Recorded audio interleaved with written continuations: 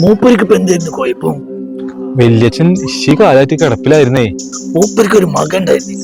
ഉത്തമേട്ടൻ പട്ടണത്തിലാണേ. കുട്ടാ ഇങ്ങോട്ട് വരിക. അച്ഛൻ നമ്പൂരി വിളിക്കണ്ടേ, ഇപ്പൊ വരാട്ടോ. കുട്ടൻ ആലത്തൂര് പട്ടണം വരെ ഒന്ന് പോണം. പോവാം. ഉത്തമനെ കയ്യോടെ കൂട്ടിങ്ങോട്ട് കൊണ്ടുവരിക. ശരി, എന്നാ വേഗം ആയിക്കോട്ടെ. നോം പട്ടണം വരെ പോവാണേ, ഉത്തമേട്ടനെ മരണവിവരം അറിയിക്കാൻ. താൻ പോരണോ? നമ്മളും വരാം. വരിക വരിക. ആചാര്യ വേഗം വരിക, ബസ് പോവാണാവോ? നമ്മൾ ഉച്ചപക്ഷത്തിന് മുന്നോട്ട് എത്തോ? തന്റെ ഒരു കാര്യം നമ്പൂരിച്ച, ഇതിപ്പോ നല്ലൊരു സദ്യ ഉണ്ടാവൂല. വല്യച്ഛൻ മരിച്ചു കിടക്കുമ്പോഴാണോ തന്റെ സദ്യ?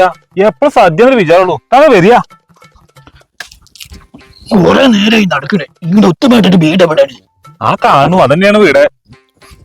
ഇനിയിപ്പോ 18 പണി 18 13 ഉത്തമേട്ടാ, ആരപ്പത്തെ കുട്ടനോ? എന്താ കഥ? നോം ഒരു കാര്യം. ഒന്നും പറയണ്ട, ഇരിക്കുക. നോം കുറച്ച് സംഭാരം എടുത്തിട്ട് വരാം.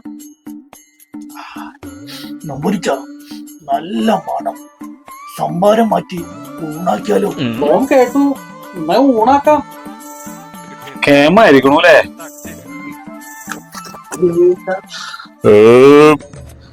കൃഷ്ണ, ഊണ് കഴിഞ്ഞ നോമിന് ഒരു പഴക്കം നിർബന്ധ. ഒന്ന് മയങ്ങട്ടോ.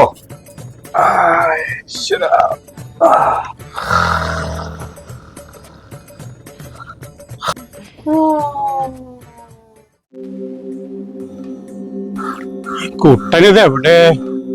നേരം സന്ധ്യയായി, ഒന്ന് പോയി നോക്കാം.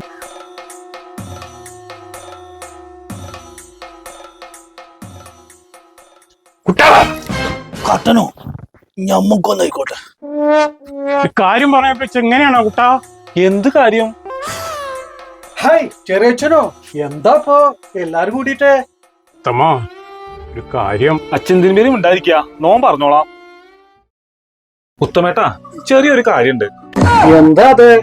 ഉത്തമേട്ടന്റെ അച്ഛൻ ജസ്റ്റ് ഒന്ന് മരണപ്പെട്ടു. അയ്യോ അയ്യോ, കരയാൻ നേരമില്ല, ഇപ്പൊ തന്നെ ഇഷ്യൂ നേരം വൈകി. അച്ഛൻ തിരുമേനി പറഞ്ഞു ഏൽപ്പിച്ചതാണേ. കുട്ടാ, ഇങ്ങനെയാണോ ഒരു കാര്യം അവതരിപ്പിക്കുക? ഇതൊക്കെ നേരത്തെ പറഞ്ഞ് ഉത്തമനായിട്ട് വേഗം വരണ്ടേ? അതായത് അച്ഛാ, ഉത്തമേട്ടൻ ഇവിടെ നല്ല സദ്യ ഉണ്ടാക്കിയിരുന്നു.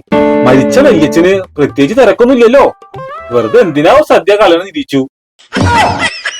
കുട്ടാ,